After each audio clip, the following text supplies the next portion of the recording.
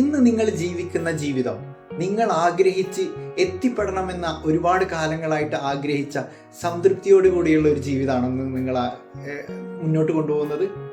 Yes എന്ന് പറയുന്ന ആളുകളോട് ഞാൻ പറയാണ് കൺഗ്രാജുലേഷൻ, നിങ്ങൾ ആ ഒരു സ്റ്റേജിൽ എത്തിക്കഴിഞ്ഞു, നിങ്ങൾ അതുമായി മുന്നോട്ട് പോകുക. എന്നാൽ നോ എന്ന് പറയുന്ന ആളുകളോട് എനിക്ക് പറയാനുള്ളത്, എന്തുകൊണ്ടായിരിക്കും നിങ്ങൾ ആ ഒരു സ്റ്റേജിലേക്ക് എത്തിപ്പെടാതിരിക്കുന്നത് എന്ന് ചോദിച്ചു കഴിഞ്ഞാൽ, ഞാനടക്കമുള്ള നമ്മൾക്കൊക്കെ നമുക്ക് നമ്മുടേതായിട്ടുള്ള ഒരുപാട് റീസൺസ് ഉണ്ടാകും. കുറച്ച് കാര്യങ്ങൾ നമ്മുടെ ജീവിതത്തിൽ അൺഎക്സ്പെക്റ്റഡ് ആയിട്ട് സംഭവിക്കുന്ന ഒരുപാട് കാര്യങ്ങളുണ്ടാവും.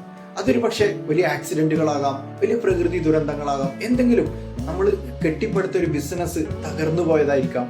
ഇതൊക്കെ നമ്മുടെ കയ്യിലുള്ളതല്ല, അത് അങ്ങോട്ട് മാറ്റി വെക്കണം. എന്നാൽ കൂടുതൽ കാരണങ്ങൾ നമ്മൾ നിരത്തുന്നത് നമ്മൾ ആ ഒരു സിറ്റുവേഷനിൽ നിന്ന് എസ്കേപ്പ് ആവാൻ വേണ്ടി, നമ്മൾ ആ ഒരു റെസ്പോൺസിബിലിറ്റിയിൽ നിന്ന് മാറി നിൽക്കാൻ വേണ്ടിയിട്ട് സ്വയം കണ്ടെത്തുന്ന കാരണങ്ങളാണ്. നമുക്ക് ആരെയും വേണമെങ്കിൽ പറ്റിക്കട്ടോ, ആരോട് വേണമെങ്കിലും നമുക്ക് പറഞ്ഞു പിടിച്ചു നിൽക്കാം. ഒരിക്കലും കളവ് പറയാൻ കഴിയാത്ത, ഒരിക്കലും ബോധ്യപ്പെടുത്താൻ കഴിയാത്ത ഒരാളുണ്ട്, അത് നമ്മുടെ സ്വന്തത്തിനോടാണ്. നമ്മൾ എന്താണ് നമ്മുടെ ഉള്ളിൽ നമ്മൾ പറയുന്നത്, അത് ജെനുവിൻ ആണെങ്കിൽ ഓക്കെ, അല്ലെങ്കിൽ അത് കൃത്യമായിട്ട് നമ്മുടെ ഉള്ളിൽ തന്നെ ഒരു 10 ക്വസ്റ്റ്യൻസ് ആയിട്ട് ഇങ്ങനെ വന്നുകൊണ്ടിരിക്കും. എനിക്ക് അന്ന് ആരോഗ്യ പ്രശ്നങ്ങൾ ഉള്ളതുകൊണ്ടായിരുന്നു ഞാൻ ആ ഒരു ടാസ്ക് എടുക്കാഞ്ഞത് എന്ന് നമ്മൾ പറയുമ്പോൾ, നമ്മൾ ചുറ്റിൽ നിന്നും ഇങ്ങനെ പറഞ്ഞുകൊണ്ടിരിക്കും, നിനക്ക് അന്ന് വേറൊരു ഓപ്ഷൻ ഉണ്ടായിരുന്നു, എന്തുകൊണ്ട് നീ അത് എടുത്തില്ല എന്നുള്ളത്.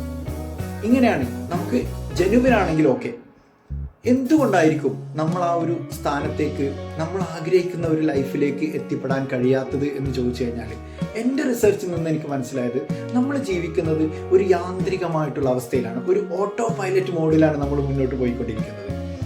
നമ്മൾ ഓരോ ദിവസവും നമ്മുടെ എല്ലാ ആക്ടിവിറ്റീസ് ചെയ്യുന്നുണ്ട്, ജോലികൾ ചെയ്യുന്നുണ്ട്, പക്ഷെ അതിൽ കൂടുതൽ കാര്യങ്ങൾ നമ്മൾ ചെയ്യുന്നത് ഒരു ഓട്ടോ പൈലറ്റ് മോഡിലാണ്. നമ്മൾ മൈൻഡ്ഫുൾ അല്ല, നമ്മൾ അറിയുന്നില്ല എന്താ ചെയ്യുന്നത് എന്നുള്ളത്.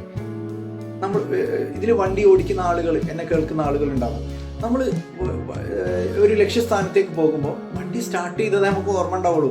ആ ലക്ഷ്യസ്ഥാനത്ത് എത്തിക്കഴിഞ്ഞിട്ടായിരിക്കും നമ്മൾ മനസ്സിലാക്കുക, ഇവിടെ എത്തിയല്ലോ, ഇത്രയും പെട്ടെന്ന് എത്തിയോ എന്നുള്ളത്.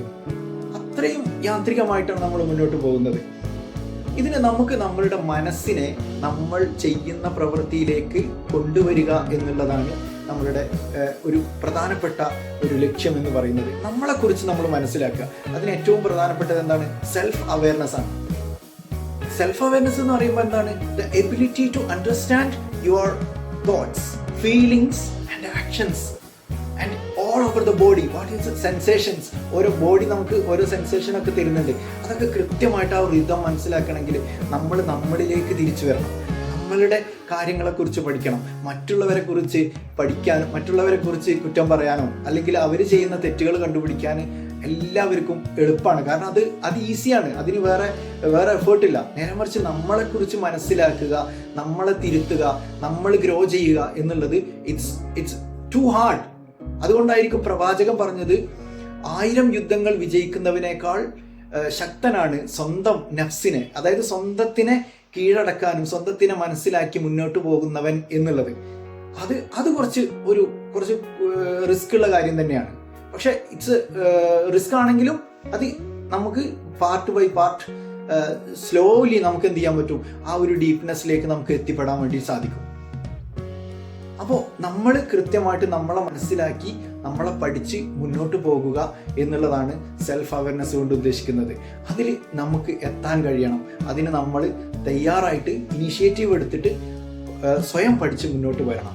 അതിന് നമുക്ക് കഴിയും. ഇതൊരു ജേണിയാണ്. ഈ ജേണിയിൽ നമ്മൾ മുന്നോട്ട് പോകുക. അതിന് നിങ്ങളെ ഹെൽപ്പ് ചെയ്യാൻ ഞാൻ തയ്യാറാണ്. Thank you so much.